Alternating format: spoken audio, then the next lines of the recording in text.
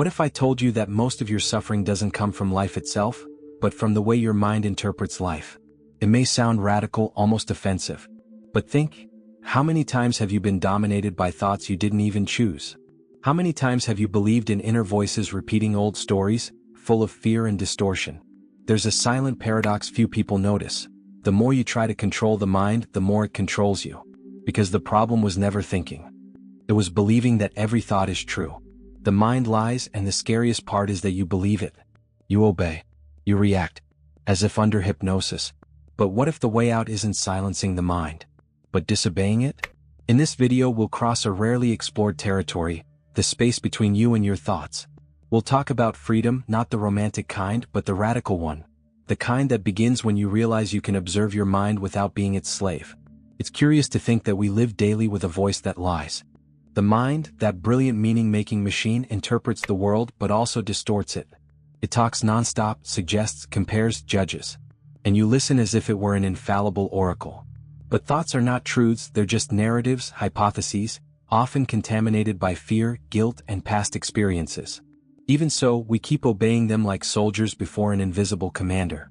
This blind obedience turns ideas into shackles. When you believe that your inner voice is you, you lose the freedom to question it. It's like living in a play where the scriptwriter never appears, but you keep acting according to the script. And the more familiar that voice feels, the more power it gains. The mind speaks, you react. It judges, you agree. It fears, you retreat. Without realizing it, you become a puppet of your own brain. The first prison then is not physical. It's mental. It's accepting as law everything that crosses your consciousness. I'm not good enough. This is going to go wrong. No one likes me. Thoughts like these arise and you don't even ask, is this true or just an old tape playing? As Descartes said, I think, therefore I am. But perhaps it would be more accurate to say, I observe what I think, therefore I am free. Freeing yourself from the mind isn't about silencing it, it's about refusing to serve it. When you start noticing that you think instead of just thinking, a new dimension opens up. The space between what the mind says and who listens arises. And it's in that gap that freedom starts to show itself. Not as an idea but as a living experience. Sometimes the body is fine, your sleep is in order, yet you feel soul-deep fatigue. You wake up already exhausted, like you've run a marathon inside your own head. That exhaustion doesn't come from the outside world, it comes from the prison of incessant thoughts fighting for your attention as if your life depended on them. This is called mental fatigue, often mistaken for laziness, weakness, or apathy. But really, it's the overload of unresolved inner dialogues. These dialogues are like badly written soap operas, never-ending, where the same conflicts repeat in a loop. It's the what if that never shuts up. It's the why did this happen to me that never finds an answer. This constant rumination doesn't just wear you down, it disconnects you. You begin to lose presence, sensitivity, until the world feels distant from you. And the strangest part? No one's arguing with you except your own mind, which refuses to make peace with what is. Often, the real exhaustion isn't in what we feel but in trying not to feel. Denying legitimate emotions, fighting against real pain, maintaining the appearance of control, all of it demands brutal effort. The mind wants to rationally explain everything, even what can only be healed emotionally.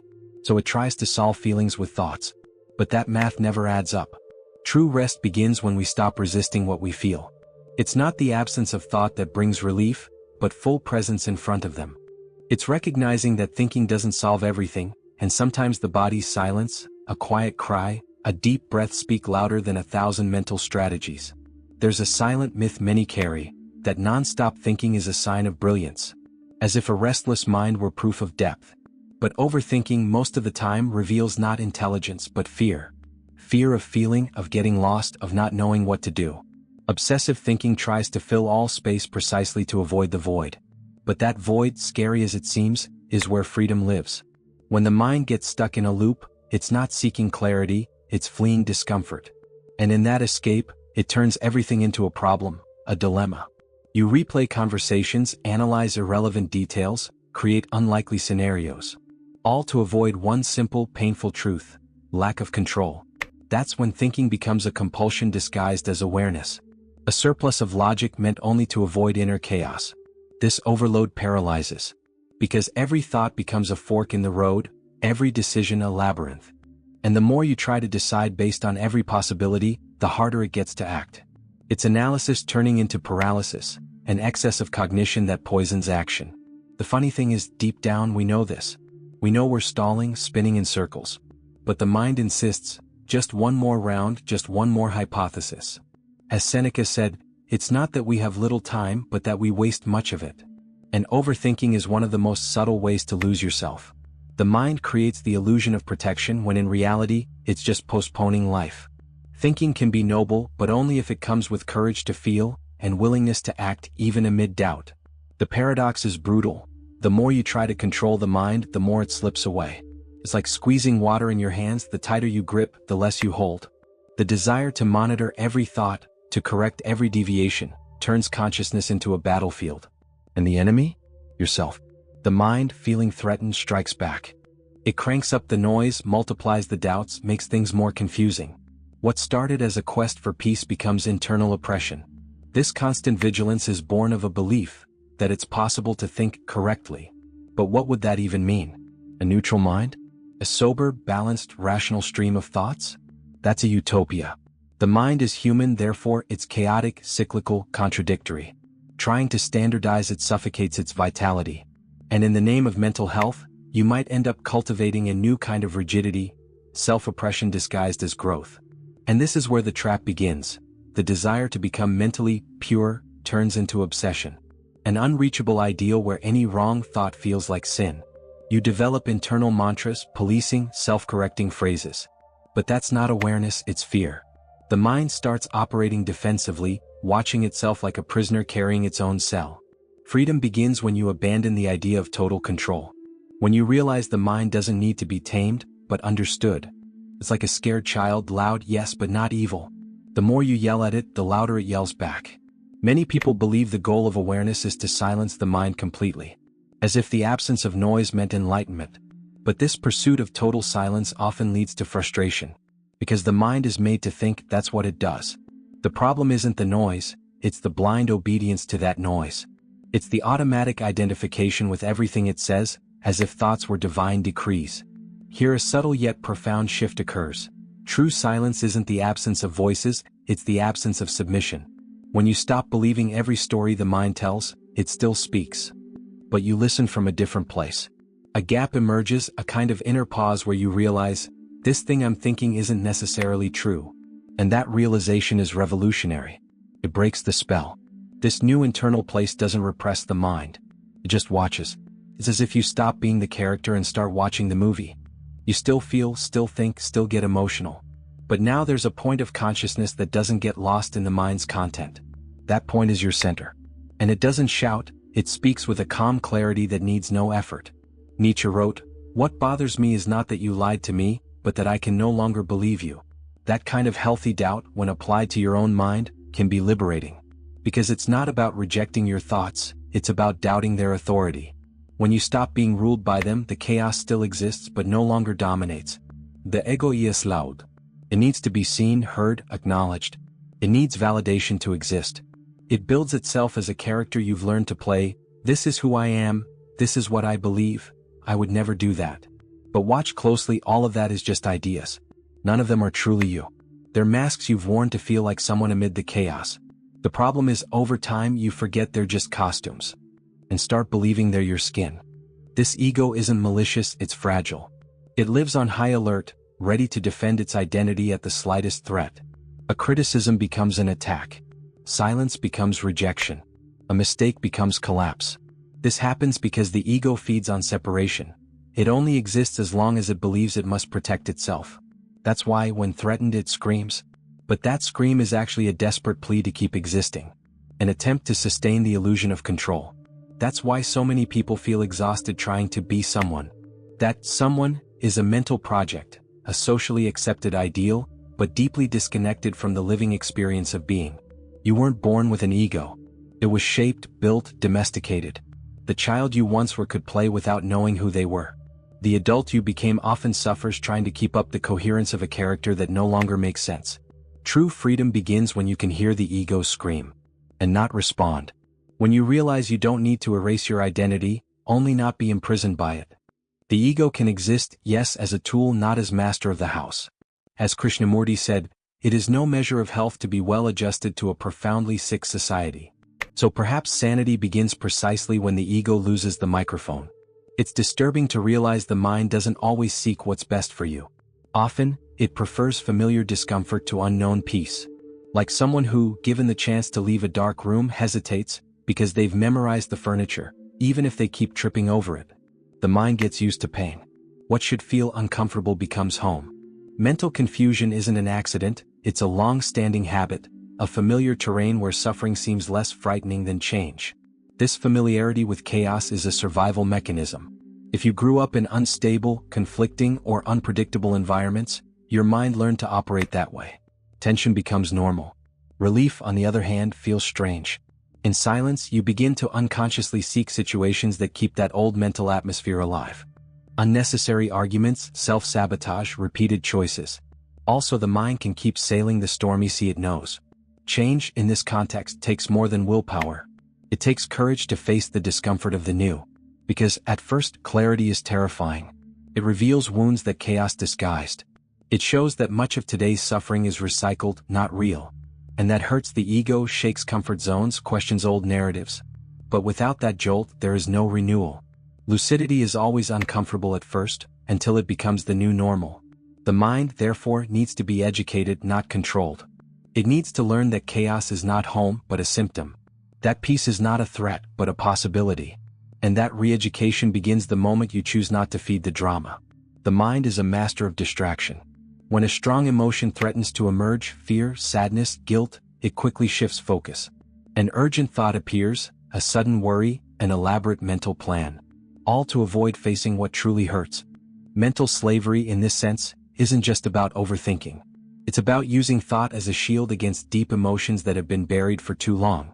We flee from feeling like we're fleeing fire, not realizing it's in that fire that freedom is forged. Repressed emotions don't disappear. They shift, pile up, manifest as obsessive thoughts.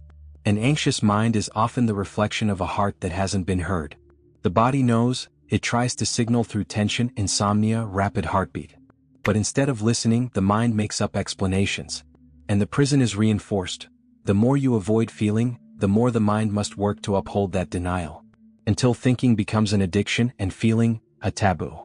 Breaking this cycle takes courage. It's not comfortable, but it's deeply necessary. Facing repressed pain isn't regression, it's maturity. It's having the humility to admit that thinking isn't enough, that there are parts of you that don't want to be analyzed, they want to be held. And that doesn't happen in the mind, it happens in the body. The body is wise. It stores trauma, yes, but also the key to healing. Feeling is the beginning of healing. Mental freedom then passes through the body. When you allow an emotion to surface without judgment, without trying to change it, something shifts. Obsessive thinking loses power. Inner dialogue quiets down. Not because the mind was silenced, but because the heart was heard. There's a decisive moment on the path of awareness. The moment you realize you are thinking. And that you can observe the thought instead of being carried away by it. This ability to become a witness is the first sign of true freedom. Because if you can observe, then there is something in you that is not the mind. Something silent, stable, deep. Some call it the observer. Others, pure consciousness. The name doesn't matter. What matters is knowing it exists and that you can access it. When you're fully identified with thought, everything feels like absolute truth. An inner criticism becomes a verdict. A painful memory becomes an open wound. A negative forecast becomes destiny. But when this observing awareness appears, everything changes tone. The thought still comes, but now like a cloud, not like a storm. The distance between you and the mind allows choice. And where there is choice, there is power. Metaconsciousness, that is, consciousness of your own consciousness, is a turning point. It doesn't erase thoughts, but it illuminates what used to be shadow. With it, you can feel anger without being consumed by it. You can notice anxiety without acting on it. That space between impulse and action is where true freedom begins. And it's not mystical, it's practical, trainable, daily. It's like discovering that, behind the narrator of the story, there is someone watching the entire movie. And that someone, that inner gaze, is serene. It doesn't need to be right, doesn't need to win internal arguments, doesn't need to prove anything. It just watches. And paradoxically, in that non-doing, the most powerful form of presence arises. Many people believe the mind will only be free when it's empty. As if the ideal were a permanent state of internal silence, a sort of eternal meditation. But that's an illusion.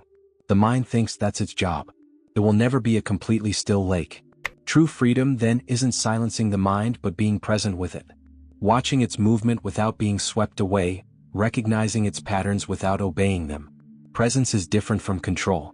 Control is effort, resistance. Presence is lucid surrender. It's saying, I'm here even with all of this happening inside me. In this state, thoughts still arise but they no longer define who you are. They cease to be masters and become messengers. You listen, interpret, choose. And sometimes simply let them pass. The mind no longer commands, it informs. And that changes everything. This presence has a curious effect. When the mind realizes it's no longer in charge, it naturally calms down. Not because it was silenced but because it was seen. The mind, like a restless child, needs to be noticed. And when that happens it feels safe. Agitation gives way to clarity. Not because you forced it but because you were fully there with it. Being conscious is more valuable than being right. Because awareness brings freedom, while reason alone can reinforce prisons. When you're able to sustain that presence even in the midst of chaos, fear, or doubt, something profound is revealed. You are not your thoughts. You are the one who sees them. And from that place, every choice becomes lighter. Because now you are awake. And an awakened mind no longer rules alone. Mental freedom is not a perfect state of serenity. It's the courage to be conscious, even in the middle of the storm. It's stepping out of autopilot and reclaiming the power to choose, even the power not to react. This awareness is simple but not easy. It takes practice. But the good news is, you've already started. And that changes everything. So tell me, what thought has imprisoned you the longest? What does your mind keep you from feeling? What would happen if you just observed without resisting? Write it in the comments. This conversation doesn't end here. And if this reflection awakens something in you, it may be time to continue your journey with the next video on the screen. Subscribe, turn on notifications, and share it with someone else who needs to be free. Sometimes it all starts with one thought.